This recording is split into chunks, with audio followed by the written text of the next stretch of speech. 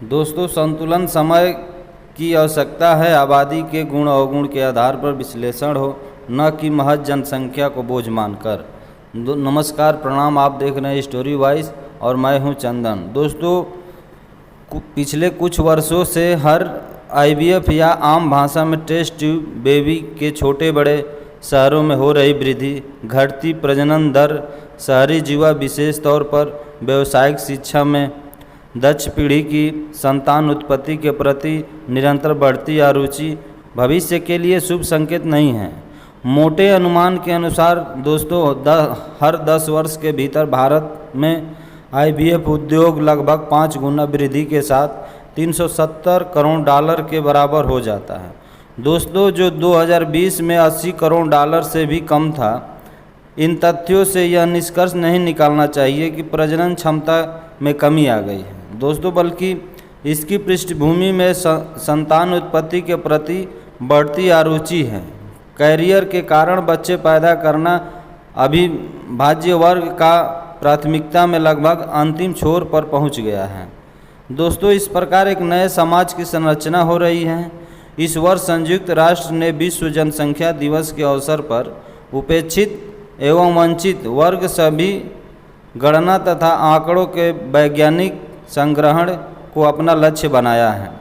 दोस्तों, यह चौंकाने वाला है क्योंकि विगत 30 वर्षों से 11 जुलाई विश्व जनसंख्या दिवस को जनसंख्या संबंधी बड़े बड़े आयोजनों में नए विषयों के प्रति संकल्प लिए जाते हैं। इसमें वंचित वर्ग अपेक्षित ही रह जाता था, लेकिन अब संयुक्त राष्ट्र को उसका ख्याल आया है। इसके पीछे वर्तमान संदर्भ और भविष्य की जनसंख्या संबंधी कुछ अनुमान हैं। दोस्तों, उपलब्ध अनुमानों के अनुसार अगले 25 वर्षों में दुनिया के एकमात्र तिहाई देशों 204 में से 49 देशों में ही पर्याप्त प्रजनन की दरें हैं, जो इस शताब्दी के अंत तक मात्र 3% यानी 204 में से 6 राष्ट्रों तक सिमट कर रह जाएगी। दोस्तों, अनुमान के अनुसार आबादी में वृद्धि मुख्यतः अफ्रीकी देशों में ही होगी।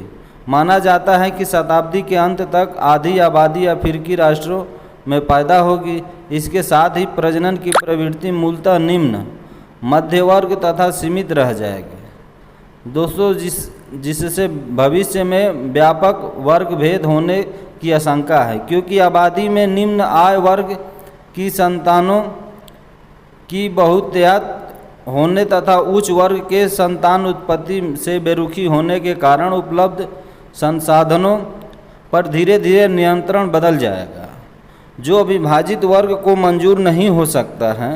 विडंबना यह होगी कि सामर्थ्यवान के पास संतान नहीं और संतान वाले के पास संसाधन नहीं। दोस्तों, आशंका यह भी है कि प्रजनन के अभाव में अनेकानेक विकसित राष्ट्रों में अप्रवासी और शरणार्थी भारी संख्या में प्रवेश करेंगे। जनसंख्या असंतुलन का एक विशिष्ट उदाहरण है दक्षिण कोरिया और नाइजीरिया की वर्तमान स्थिति। पिछले कुछ वर्षों में जहां दक्षिणी कोरिया में ऋणात्मक प्रजनन दर रही है, वहीं नाइजीरिया में प्रजनन दर लगभग प्रतिशत महिला 7 बच्चों की पाई गई है। ऐसे में संसाधन को पुनः बंटवारा होना लाजमी है। कोरिया की महिलाएं अपने व्यावसायिक जीवन की उन्नति और बच्चों का लालन पालन की बढ़ोतरी लागत के कारण संतान देर से या नहीं पैदा करती है। इस ऋणात्मक वृद्धि के कारण सृष्टि पर कई विषम प्रभाव भी पड़ेंगे। दोस्तों, सामान्य तौर पर आबादी की कमी से महज एवं सुगम जीवन की प्रत्याशा रहती है किंतु इस कमी के कारण किंचित महत्वपूर्ण व्यवसाय यथा कृषि अत्यधिक प्रभावित होंगे। दोस्तों, जिसे खाद्य सुरक्षा, पर्यावरण आदि पर असर पड़ेगा। कम आबादी से लोग के व्यावसायिक रुझान श्रम विहीन तकनीकी कौशल शोध आदि की ओर होगा। आशंका है कि घटती आबादी भू राजनीतिक सुरक्षा संबंधी चुनौतियों को भी जन्म देगी। दोस्तों, इसी कारण 1994 में जनसंख्या वृद्धि को 2.1 बच्चे प्रति महिला तक सीमित करने का लक्ष्य तय किया गया था, ताकि संतुलन कामयाब हो सके। वर्तमान दृश्य भविष्य में असंतुलन की आशंका को दर्शाता है। दोस्तों, भारत में भी जनसंख्या स्थिरीकरण एक गंभीर चुनौती है। औसत आयु में वृद्धि, बेहतर चिकित्सा सुविधाओं, संसाधनों की उपलब्धता के चलते अगले कुछ वर्षों में संख्यात्मक वृद्धि तो दिखेगी ही, किंतु वास्तविक रूप से प्रजनन दर नियंत्रण घटती जा रही है।